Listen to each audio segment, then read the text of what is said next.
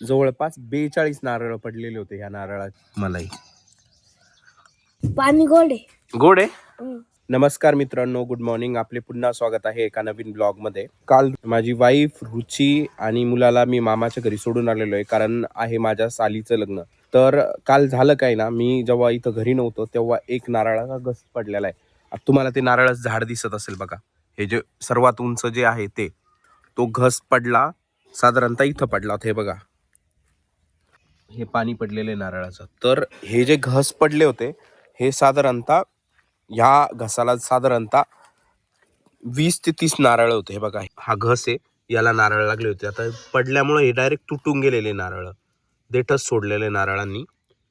आणि असे भरपूर, म्हणजे आता तुम्ही बघू शकता, 1 2 3 4 5 जवळपास असे 30च्या आसपास नारळ होते याला. तर हा होता नारळाचा घस. तर आता हे नारळ पडलेले, तर जर तुम्ही असं नारळाचं झाड घराजवळ लावलेलं असेल तर मी रिकमेंड करेल की ते घराजवळ लावू नका, कारण मुलं असतात, हे लहान मुलं आहे आमचे, खेळत राहतात. आम्ही या साईडला खेळून नाही देत त्यांना, पण जर तुमचेही घरामध्ये लहान मुलं असेल तर शक्यतो नारळाचं झाड घराजवळ लावू नका. गाडी असेल किंवा आपणही जातो नारळाच्या झाडाखाली, राईट, तो ती भरपूर वेळेस पडतात हे नारळ. आमच्याकडे भरपूर वेळेस पडलेले. एकदा घस पडला होता, ह्याच नारळाचा पडला होता, तर त्याला किती पडले होते? 10. तर भरपूर वेळेस घस पडलेले. तर जेव्हा पडले होते ना, तेव्हा जवळपास 42 नारळ पडलेले होते ह्या नारळाचे. तर मग ह्या कारणामुळं मी सांगणार नाही की घराजवळ तुम्ही नारळाचं झाड लावा. आमचे आहे थोडे बाजूला आहे. आता हे दोन्ही पण आहे, घराच्या एका साईडला आहे.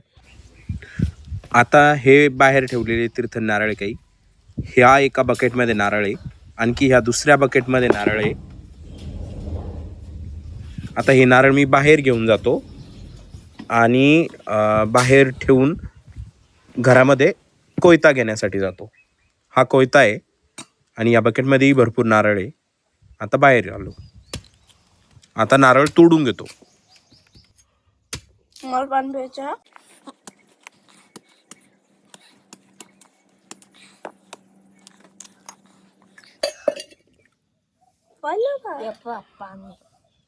हे पाणी,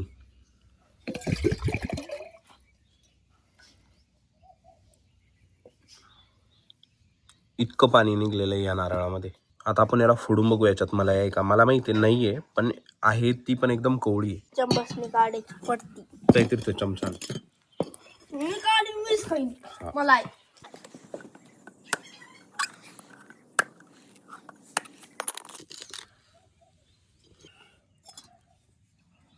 इतकी मलाई आहे साधारणतः. आता इथं पण आहे थोडीशी. मला खाऊन द्या. ही बघा मलाई.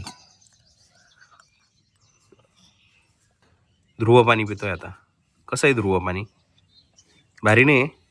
तुरट लागत असेल पाणी, कारण ते कवळं आहे नारळ. ते आहे पाणी. वरपर्यंत पाणी भरलेलं आहे, फुल भरलेलं एकदम नारळ.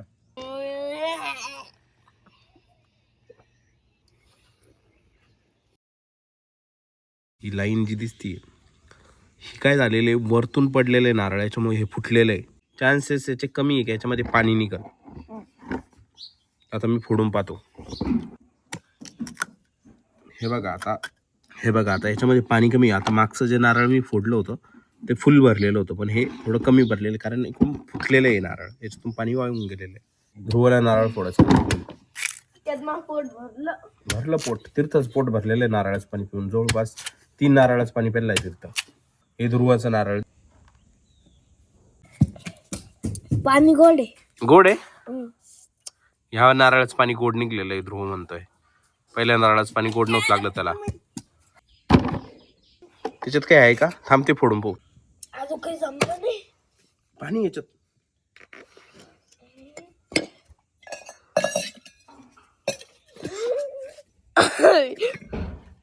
त्यात आहे ना, माझ्या काकाने डायरेक्ट फोडली, इतक्यात पाणी निघलं.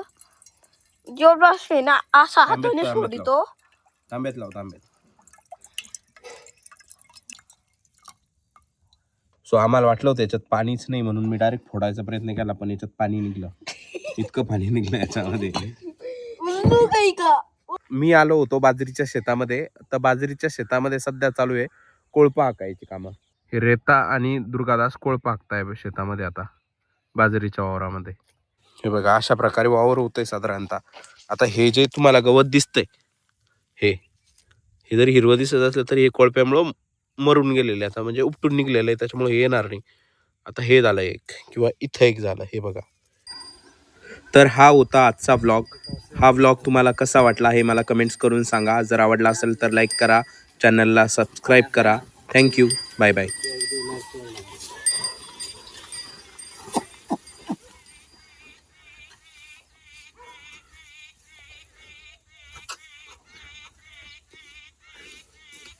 ऐसा काम कर रहे भाई तो मेहनत कर तो पैसे मिलते भाई ऐसे पैसे नहीं मिलते।